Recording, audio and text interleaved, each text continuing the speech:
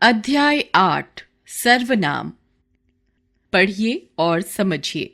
8 नवंबर 2016 को भारत के प्रधानमंत्री श्री नरेंद्र मोदी ने कहा, मेरे देशवासियों, आज रात 12 बजे के बाद 500 तथा 1000 के नोट रद्दी माने जाएंगे, अतः आप अपने सभी नोट बैंक में जमा करा दें। जो लोग रुपए जमा नहीं करेंगे वे नुकसान उठाएंगे, और मैं आपको चेतावनी देता हूं कि 2 नंबर वाले कहीं छिप नहीं सकते। हम उन्हें ढूंढ निकालेंगे, वह चाहे कोई भी क्यों न हो। उपर्युक्त अनुच्छेद में छपे रंगीन शब्द नरेंद्र मोदी, देशवासी तथा 2 नंबर वाले लोगों यानी सभी संज्ञा शब्द के लिए प्रयोग किए गए हैं, अतः ये सर्वनाम है। इस प्रकार हम कह सकते हैं कि संज्ञा के स्थान पर प्रयुक्त होने वाले शब्द सर्वनाम कहलाते हैं, जैसे मैं, वह, तू, हम, वे आदि। उदाहरण देखिए। मैं गांव जाऊंगा, क्या तुम मेरे साथ चलोगी? रवि और मोहन तुम्हारे भाई हैं, वे बहुत बोलते हैं। हम सभी सिनेमा जाएंगे। बातचीत करते समय हम नाम के स्थान पर तू, तुम, आप, वह, वे, मैं, हम, यह, ये, वे आदि शब्दों का प्रयोग करते हैं। ये सर्वनाम कहलाते हैं। सर्वनाम के भेद।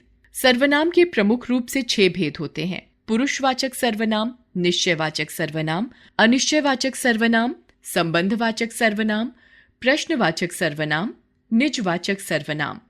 पुरुषवाचक सर्वनाम। जो सर्वनाम बात को कहने वाले, सुनने वाले तथा किसी अन्य व्यक्ति या प्राणी के लिए प्रयोग किए जाते हैं, उन्हें पुरुषवाचक सर्वनाम कहते हैं। उदाहरण देखिए। रवि बोला, मैं घर जा रहा हूं। मैं कहने वाला। हरि ने रवि से कहा, तुम स्कूल कब जाओगे? तुम सुनने वाला। छवि ने रेखा से कहा, आज रेणु स्कूल नहीं जाएगी, वह बीमार है। वह कोई अन्य। पुरुषवाचक सर्वनाम के 3 उपभेद होते हैं: उत्तम पुरुष, मध्यम पुरुष, अन्य पुरुष। उत्तम पुरुष। बोलने वाला या लिखने वाला अपने नाम के बदले सर्वनाम के जिस रूप को प्रयोग में लाता है उसे उत्तम पुरुष कहते हैं, जैसे मैं, हम, मुझे, हमें आदि। रवि बोला, मैं आज मेला देखने जाऊंगा। राजू और सुरेश बोल उठे, हम भी मेला देखने जाएंगे। मध्यम पुरुष। बात सुनने वाले या जिससे बात की जाती है उसके लिए सर्वनाम के जिस रूप को प्रयोग में लाया जाता है उसे मध्यम पुरुष कहते हैं, जैसे तू, तुझे, तुम, तुम्हें, आप आदि। रेणु ने रेखा से कहा, तू आज स्कूल क्यों नहीं गई थी? तुम क्या करते हो? तुम्हें क्या चाहिए? आप खड़े क्यों हैं? बैठिए ना। अन्य पुरुष। बात कहने वाला बात सुनने वाले से किसी अन्य व्यक्ति के बारे में बातचीत करते समय जिन सर्वनामों का प्रयोग करता है उन्हें अन्य पुरुष कहते हैं, जैसे वह, उसे, वे, उन्हें आदि। मैं मोहन के घर गया था, वह मुझे वहां नहीं मिला। राम और लक्ष्मण मुनि विश्वामित्र के साथ वन में रहते थे।